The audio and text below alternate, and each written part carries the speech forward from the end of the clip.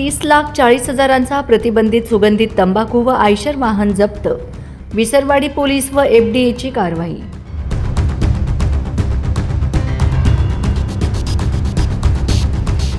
नवापूर तालुक्यातील विसरवाडी पोलिसांनी प्रतिबंधित सुगंधित तंबाखूच्या अवैध वाहतुकीविरोधात मोठी कारवाई करत 30,40,000 रुपयांचा मुद्देमाल जप्त केला आहे. या कारवाईत 15,40,000 रुपयांचा प्रतिबंधित सुगंधित तंबाखू आणि 15 लाख रुपये किमतीचा आयशर मालवाहू वाहन क्रमांक DD01F9752 जप्त करण्यात आले. या कारवाईमुळे अवैध तंबाखू तस्करांचे धाबे दणाणले असून परिसरात मोठी खळबळ उडाली आहे. पोलिसांना मिळालेल्या गुप्त माहितीनुसार गुजरात राज्यातून महाराष्ट्रात विक्रीसाठी प्रतिबंधित सुगंधित तंबाखूची वाहतूक केली जात असल्याची माहिती मिळाली होती. त्यानुसार धुळे-सुरत राष्ट्रीय महामार्गावरील समेजा राजस्थानी हॉटेल परिसरात सापळा रचून संशयित आयशर वाहन अडविण्यात आले. वाहनाची तपासणी केली असता त्यामध्ये मोठ्या प्रमाणात प्रतिबंधित सुगंधित तंबाखूचा साठा आढळून आला.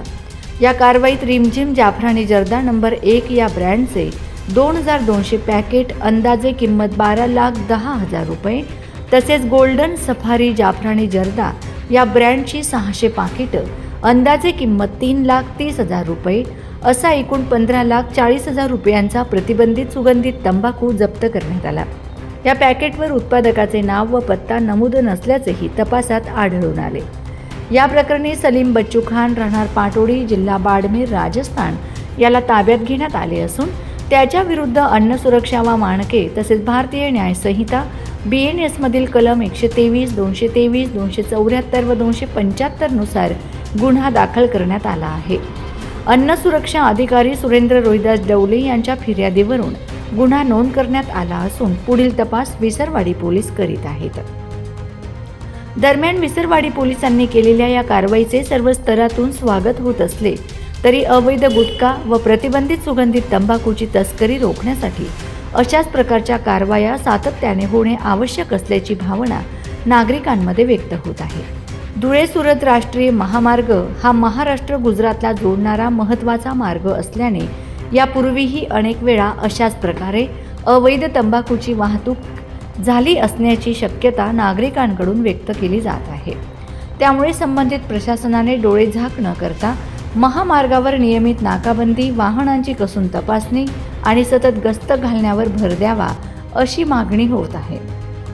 केवळ 1-2 कारवायांवर समाधान न मानता तस्करीच्या संपूर्ण साखळीचा पर्दाफाश करून मुख्य सूत्रधारांपर्यंत पोहोचण्यासाठी कठोर आणि सातत्यपूर्ण कारवाई करणे गरजेचे असल्याचे मतही व्यक्त केले जात आहे.